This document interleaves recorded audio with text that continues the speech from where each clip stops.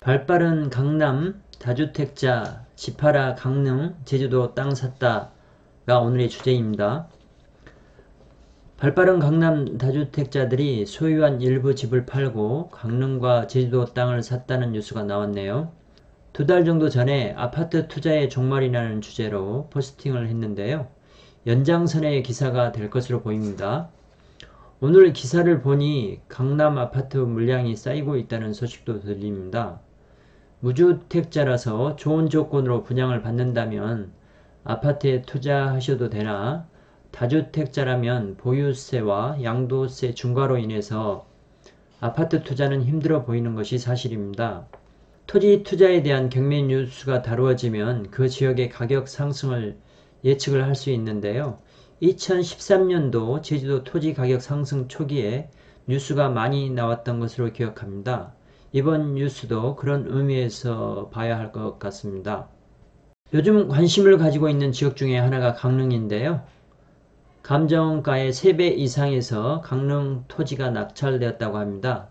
위에 강릉 토지는 특별한 전경을 갖고 있는 상황이 아니고요.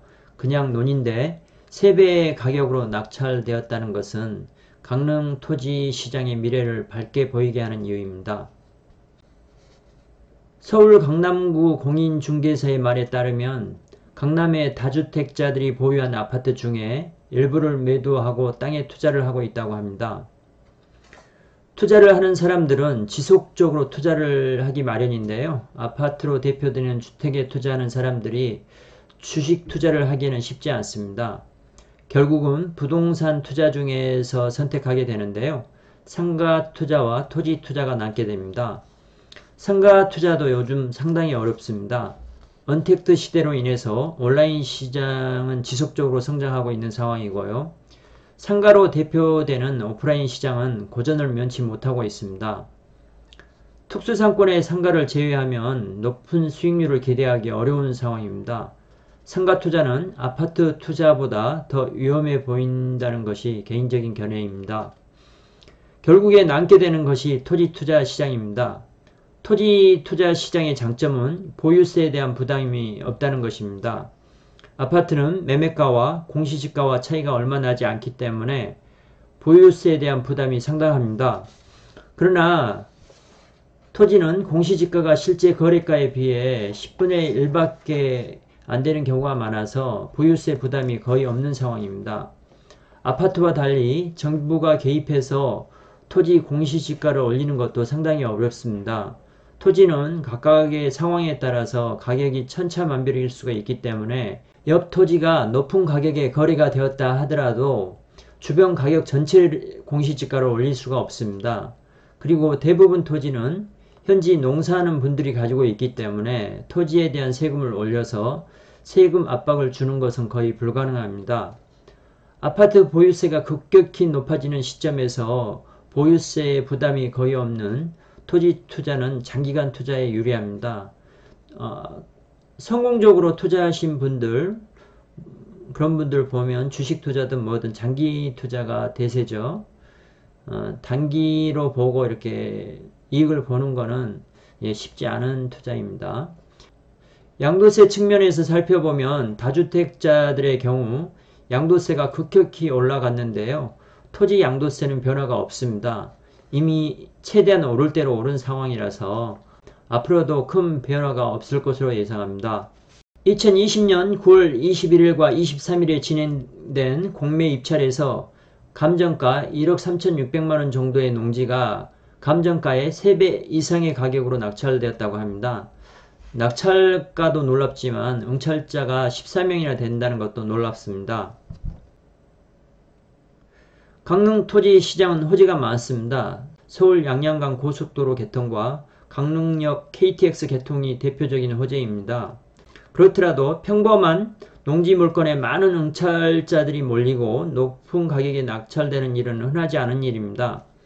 기사에서는 북방물류단지 편입 예정지라서 2024년 토지 보상을 노린 투자라고 나와 있는데요. 북방물류단지 개발이라는 호재도 강릉 토지에 내재되어 있네요. 경기도 고양시 토지 경매에도 감정가 대비 127%로 낙찰되었다는 소식도 전하고 있습니다.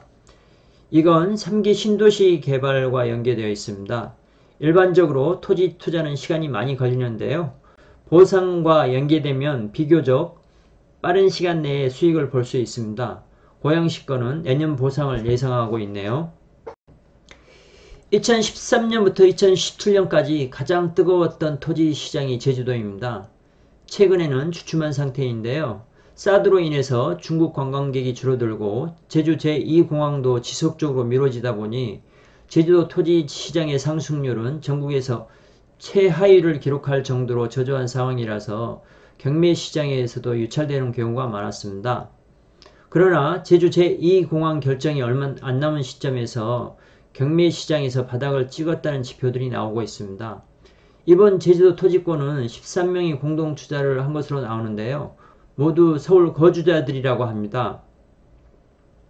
제주 토지 시장은 지금은 정체이긴 하나 언제든 다시 비상할 가능성이 높은 지역이긴 합니다.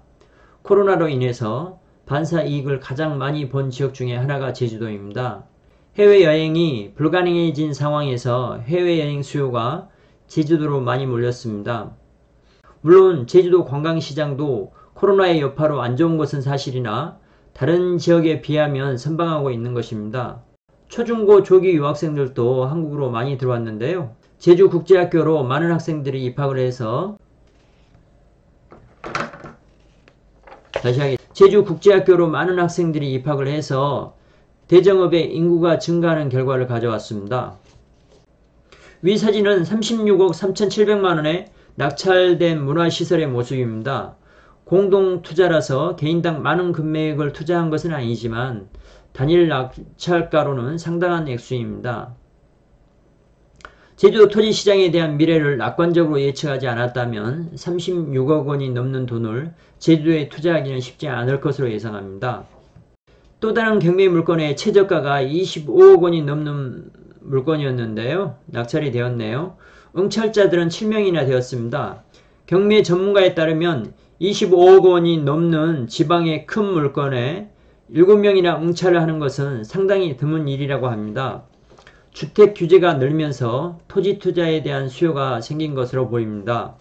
감정가는 51억 원의 물건이었는데요. 이외에 유찰된 후 36억 3,700만원에 팔렸네요. 결론적으로 앞으로 토지 시장의 전망은 상당히 밝아 보입니다. 부침이 있었지만 다시 떠오른 제주 토지 시장과 새롭게 떠오르는 강릉 토지 시장을 눈여겨보면 좋은 기회를 잡을 것으로 예상합니다. 참고하셔서 좋은 투자하세요. 감사합니다.